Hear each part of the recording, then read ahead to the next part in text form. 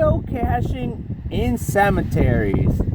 What's up with it? How do you feel about it? In this video, I'm going to talk about that kind of thing a little bit here.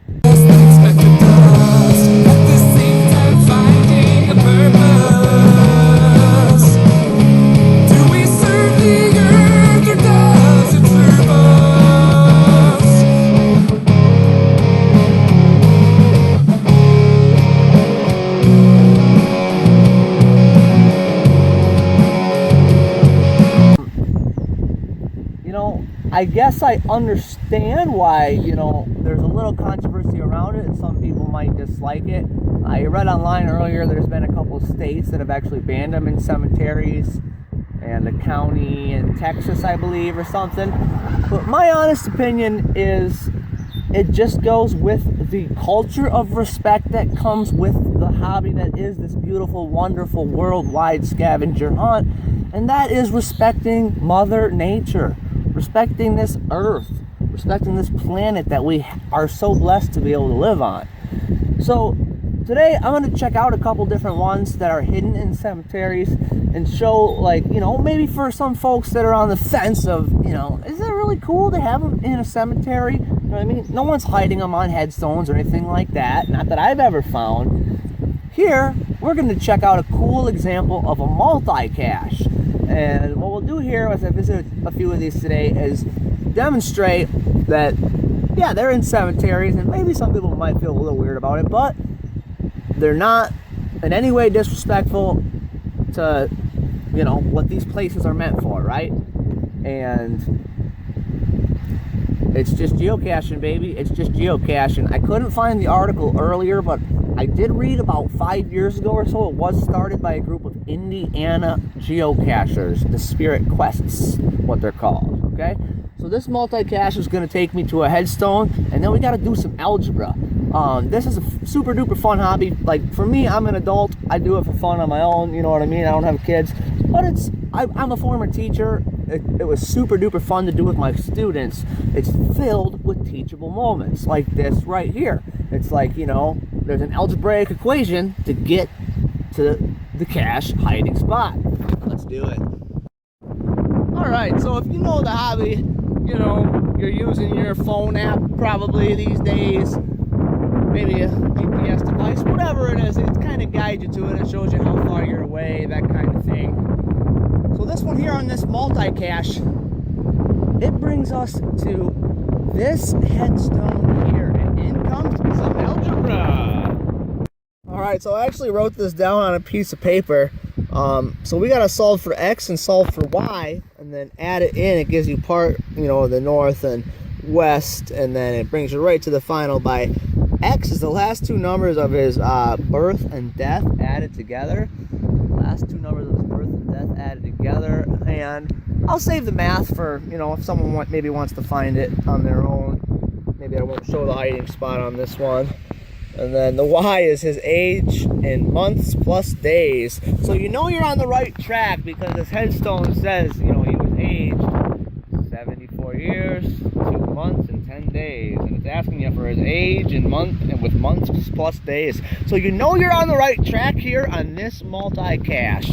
You see, you're not touching the headstone. You're not doing anything to disrespect the burial. You know what I mean? You're just geocaching. It's a teachable moment, it's a fun moment, and they often are hidden, along fence lines and that kind of thing like that. I do wish you the best on your hunt if you happen to go find it. I've done found it already, so I'm not going to go ahead and go relocate her again. Just thought this was a good example of kind of the point of the video, showing that, in my opinion, these ones that are hidden in cemeteries are just fine, as long as you respect Mother Earth, just like you should do in life in general.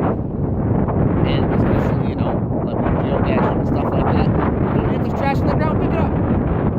I found some really cool souvenirs, like old Schlitz beer cans and dented bumper cans. So I use this decorations now. Let's help in Mother Earth. Did a little bit. And a little bit you can do, right? I mentioned the souvenirs as well.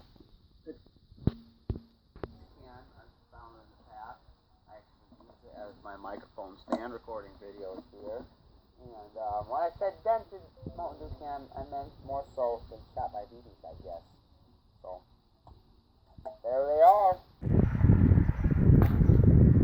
With geocaching, you never know what you're going to get. You know, these cemetery ones, like in this case, both of the last two have been right off the highway. So obviously, you know, safety comes to mind, definitely. You know, this is a pet-friendly hobby, but, you know, definitely maybe not some caches, right? The great thing about geocaching is, like, it lets you know, is it pet-friendly? Is it year-round? You know, the app lets you know that kind of stuff. And like in this case, how I said, it's just interesting. You never know what you're gonna get. The cemetery ones, always kind of neat little old cemeteries. Like you grow up driving by and didn't even know they were there. This one's like right next to somebody's house. But I've found this cache already as well, so I'm gonna go ahead and try and find this one from memory here. Wish me luck. And again, demonstrating. You know, I'm pretty sure this one's on this tree somewhere or right around the fence line or something. So again, you know, demonstration of we're not doing anything as geocachers here, disrespecting the fact that this is a cemetery, right? It's hidden in a way where that's just not a concern. Now, let's see if I can actually find this thing from memory. That would be pretty cool. Maybe it's down in the next tree. Oh, no, there she is. Found her. All right. So that's an example of kind of the type of thing you might be looking for. It's in a nice little snutch little spot. And obviously that one you can't really fit a pen in or much swag. I have a geocaching fanny pack I like to carry.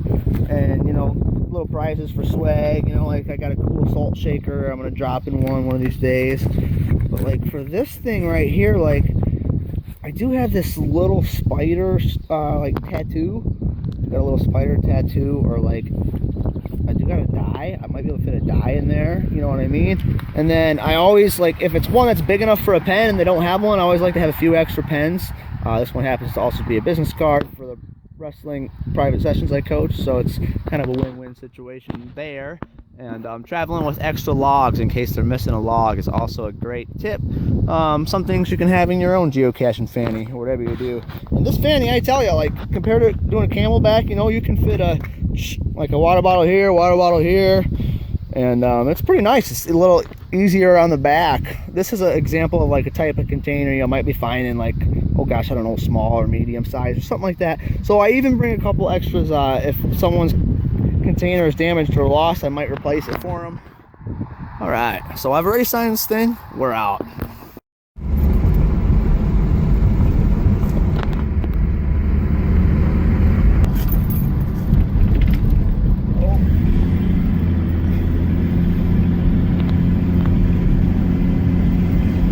You saw up to the Pleasant Grove Cemetery here. Quite a drive, a fun drive on up.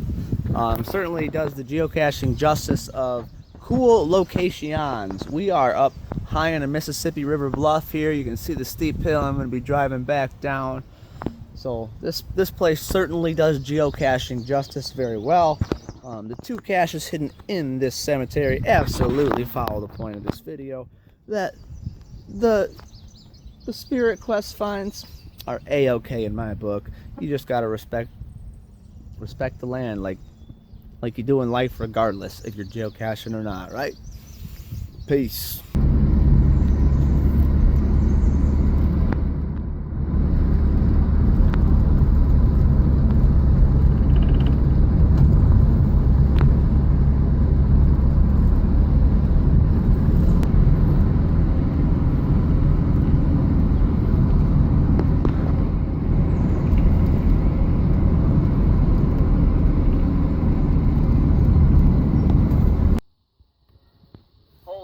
This is pretty cool.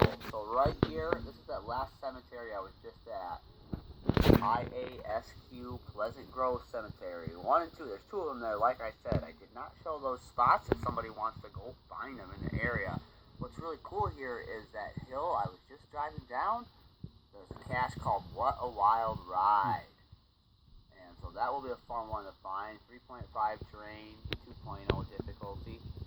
And just to put it on the map a little bit in case maybe somebody wants to find them, this one here was that multi-cache. It's called Council Hill Cemetery. And just down that same highway, you come along, the one where I did show the spot for the Nat Pioneer Cemetery. Thanks so much for tuning into this video. Gosh, if the people who happen to have maybe hidden one of these happens to see this ever, thanks for the cash, and thanks a lot for tuning in. Happy geocaching to you all. Respect the earth, respect the earth. Treat Mother Nature right, she'll treat you right back.